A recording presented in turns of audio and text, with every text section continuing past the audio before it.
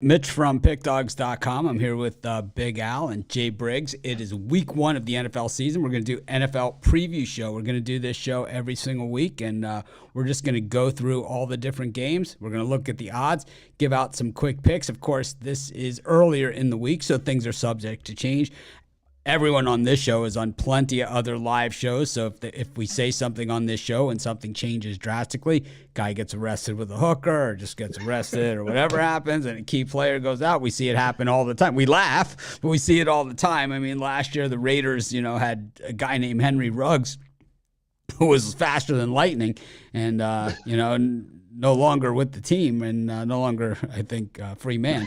But, then their defensive back decides that he wants to start waving around, guns. I mean, this is the world that we live in, and all this stuff, well, it could affect your wagers and certainly will affect point spreads when these guys go out. So, we stay on top of it, and, we'll have updates as the week goes on. Of course, this show's unannounced, so we're not expecting a giant crowd, but it's the type of show that you can watch live or you can catch the podcast version as we go. But, Al, anything, any word of advice for everyone for week one? I always give the, go light on week one. You're not really sure what's going to happen. A lot of players change teams, and week one doesn't necessarily mean it's going to happen in week two, and week two doesn't mean week three. And then also, be careful with your money. Don't go sending thousands of dollars to some clown on Twitter. Yeah, I mean, I don't know. I've got a different, as you know, Mitch, I've got a different perspective. For me, week ones are very light. And then by the time it's week 7, I'll be having 10 games on a day. But that's how I do it. But every handicapper is different. If someone, does it in a way where they see a lot of value in week one, go for it. Just have fun. But for me, it's going to be tread lightly. The problem is I see a lot of value, and it's like I'm not sure it's there because I know in college football in week 1 I was okay, but week 0, I mean, I got, I liked week 0 too, and it didn't like me. So I kind of, it was just a good reminder for me that, maybe it wasn't the best place for me to be. But how about you, Jay? You ready for some NFL football? It's your first NFL season with us, and, we got you right here on our NFL show.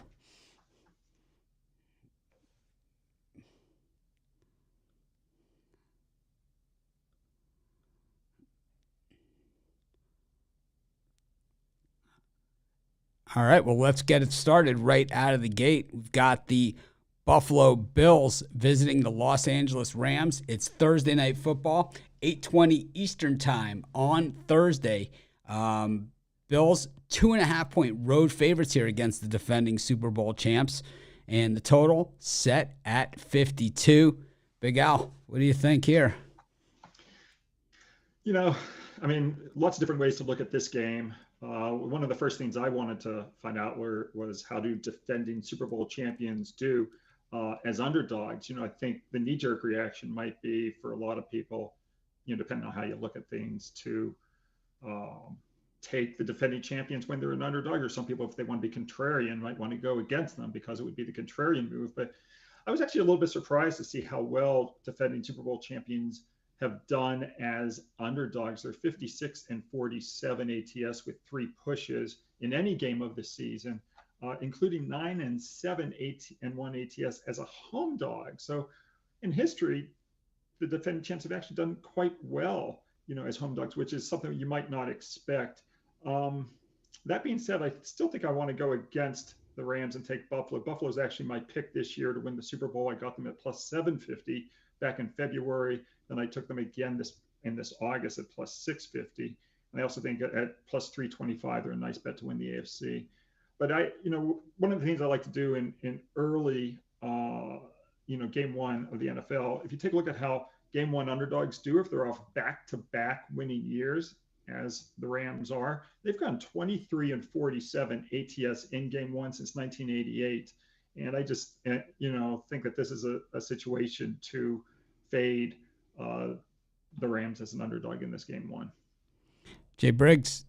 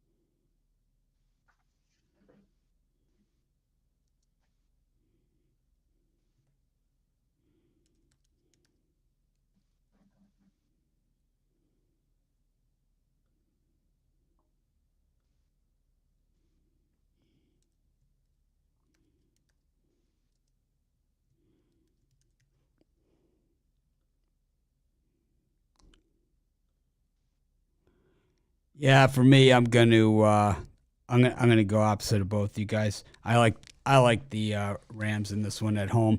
I know generally some of these times on these Super Bowl, celebration nights and everything like that. Usually the emotion can suck the wind right out of these teams, but at the same time, oh man, I just think Buffalo Bills in this spot. It's like you got to get over the hump, and it's like I think even if they get there, I mean, are they going to cover 2.5 points on the road? Just not sure. Oh man, these guys are saying they cannot hear you guys. Um, huh. I'll have to figure this out. So I was worried about this earlier, but let me see what I can do to fix it in the meantime. Um,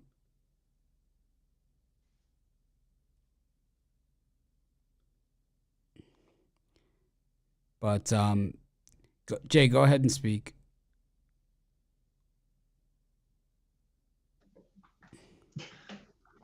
Because I can hear you, I can hear Jay. I can hear everyone.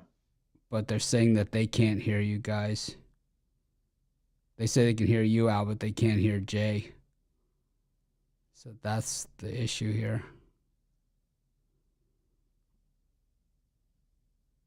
I wonder. I wonder why it is. No, it has something to do with the settings.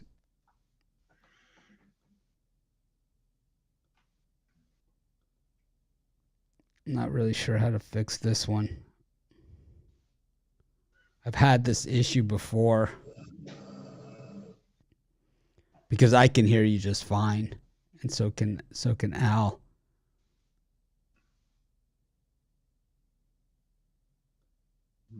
Huh.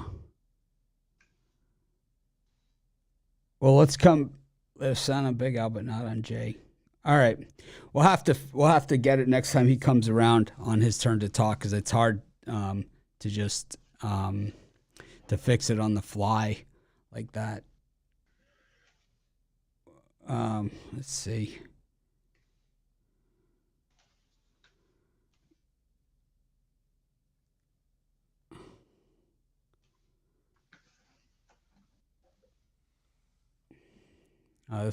That's bad. Um, all right, but for me, I'm gonna take the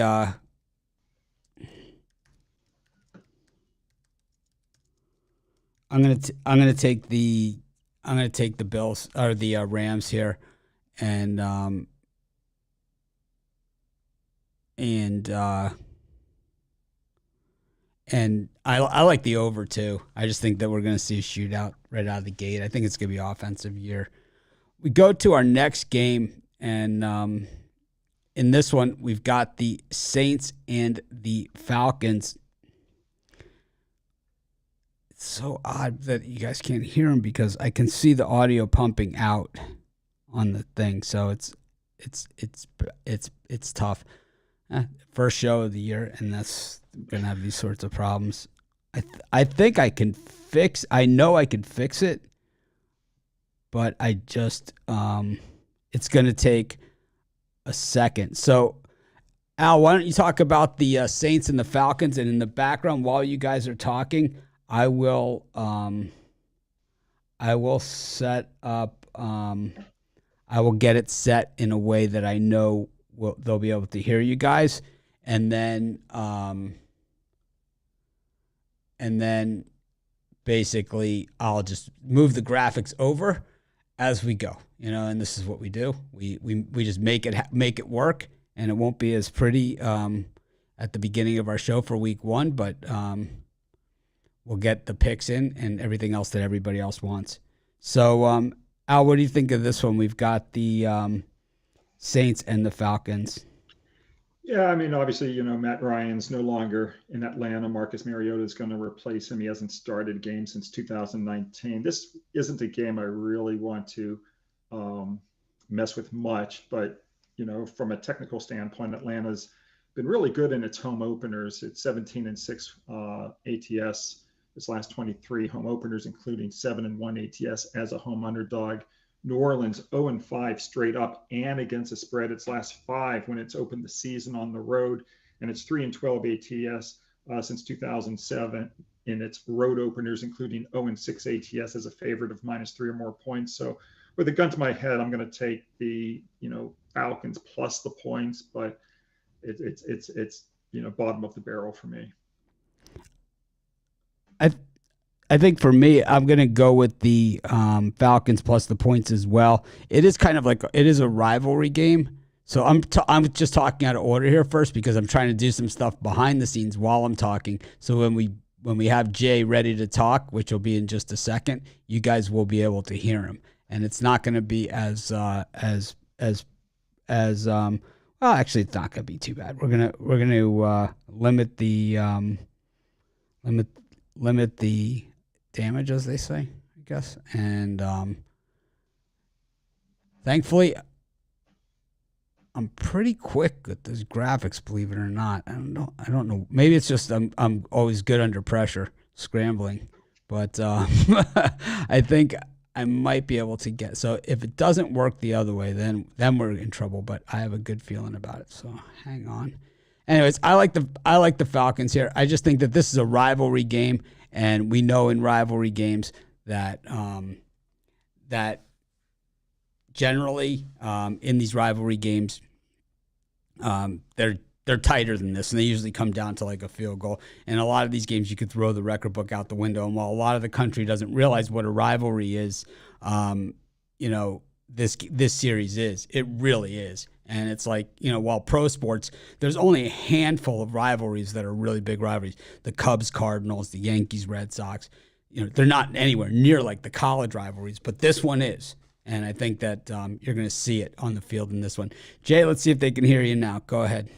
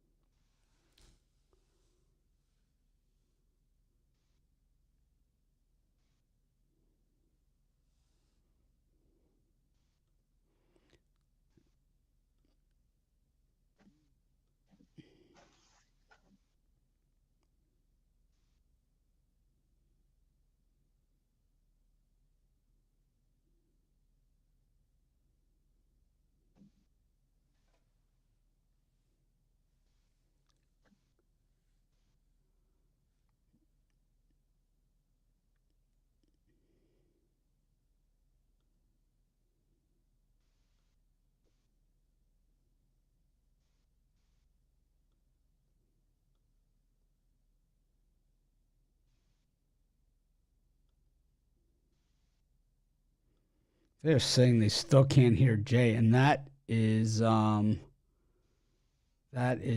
terrible. Because I hear him perfectly, and I know Al does too. And it's like I could see his sound meters in the system. Is it multiple people saying it? Yes. Okay.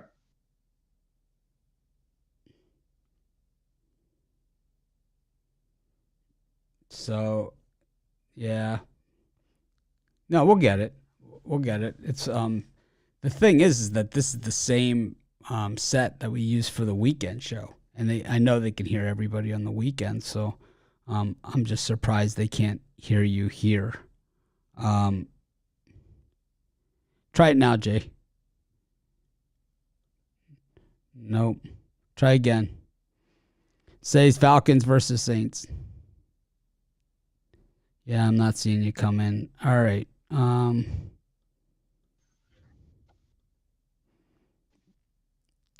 Give it a shot. It's worth it.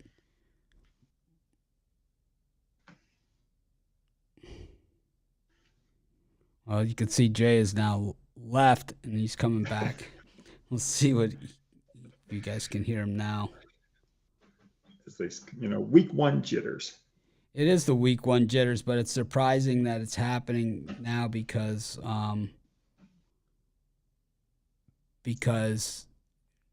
yeah, I'm not seeing it. wonder why this is. Because it definitely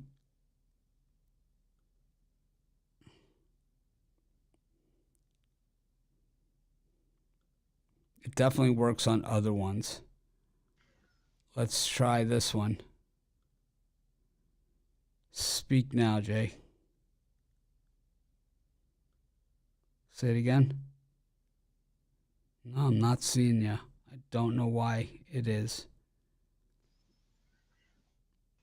You know what? Give us, we'll come right back. We'll start from the top and we'll fix this.